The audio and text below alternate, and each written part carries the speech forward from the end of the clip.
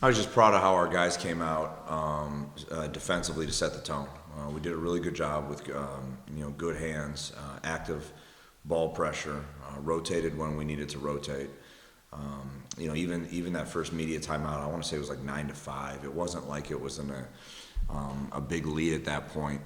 But I thought we did a really good job of sticking to a game plan, and you could sense that we had a team defensive mentality.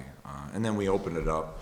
Cam Williams came in the game, did a really good job, kind of changing some things offensively with some things that we were running. The guys were really looking for one another. I think we shot a pretty good percentage from the three. Ultimately, it ended up being, what do we shoot? 40% from the three. We took good threes, and we shared them. I would say maybe all but a couple were assisted three-pointers as well. And we just kept on grinding. I thought guys did what they were capable of doing tonight. They knew it was a big game. They knew it was a game that we needed to come out and kind of dig deep and, ultimately find a way to overcome every bit of adversity that we have been thrown our way, and we did a good job tonight. Yeah, you got 10 guys in there tonight. I think that sort of being able to rest some guys, that's going to really help y'all coming down this final stretch here. It really was. I mean, I know, and some of those guys could even, Zane did a great job for us at Belmont. And I thought Dez came in and did a good job running kind of the one a little bit for us today. And everyone stepped in and did what they were capable. John Curtis I think he had a career high 7 rebounds. And that young man is just going to continue to get better and better. He goes in there and impacts the game in his 14, 15 minutes. Duan Pruitt almost had a double-double. I was the one that probably guarded him the best right at the end because I took him out of the game, didn't realize. Because we're a very giving team right now. So I was excited how we performed.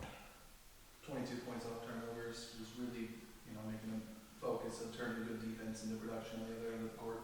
Yeah, and that was we struggled with turnovers against Belmont less than 48 hours ago. And for our guys to come back in this game, I think we had 11 turnovers. Courtney didn't have any. We had guys that turned the ball over just like I said a couple days ago. So we kind of flipped that. We've always been a team that would defensively we can capitalize on offensively with our defense. It's been something that even in the first Eastern game, we didn't play great offensively at Eastern.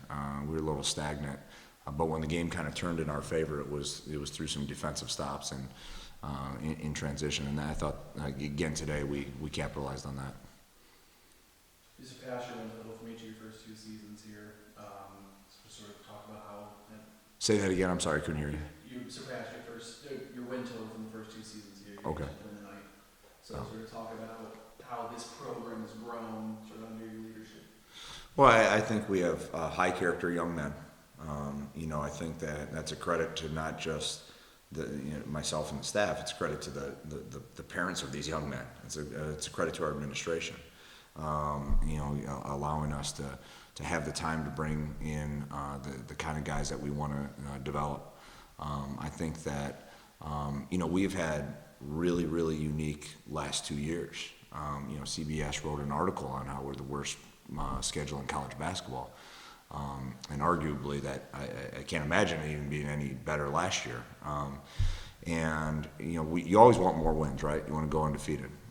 You can always look at what you could have done, what you would have done, should have done, all that kind of stuff. But we had a win tonight. We had a big win tonight. And it's a credit to what these guys, the relentless attitude that this team and the program and what we're building, the type of culture we're building that, no one totally knows what we're going through. And it's okay. It's really okay. And it's not anyone's fault because I wouldn't want anyone else really being with us every single day other than my wife and kids. It'd be nice to see them a little bit more. I don't know if I can handle them on the road though. But I think it's a credit to the culture that we are establishing every single day. And like I said, it's a credit to these young men, and it's a credit to the people that mentored them in the past as well. Sure, how about a big win? You got a really good Boston PE team. Mm-hmm. battling them in the double overtime last time you were in Clarksville. Now they're up here, sort of how are you gonna flip the script? How are you gonna keep this momentum and hopefully build on it? Yeah, I mean, I think, that was the game. That was one of those, Rayshawn had just torn his ACL. We had not even known up until that point. I mean, and he was, we were actually anticipating that there was a possibility that he was even maybe, going to be in the lineup at one point. Not necessarily during the game, although he did put his uniform on and was saying he would take a shot or two, as we know, because he's a tough young man. But that was kind of a game where this new team became the team that we are right now in terms of the guys that were able to play. Ray is always going to be part of this team in terms of he injects himself like the leader that he is. But I think that now, double overtime loss. We had some times that we hurt ourselves at the end of that game. We didn't take a shot when we could have taken a shot. We ran kind of in each other's way when we could have done that. When we needed space a little bit better. So we'll watch that tonight. I'll watch that, kind of rehash that game. And prepare, like this team has always done a really good job of kind of taking game one to game two against a new opponent and having a little bit more success for the most part in every game that we've had in conference so far. Thanks.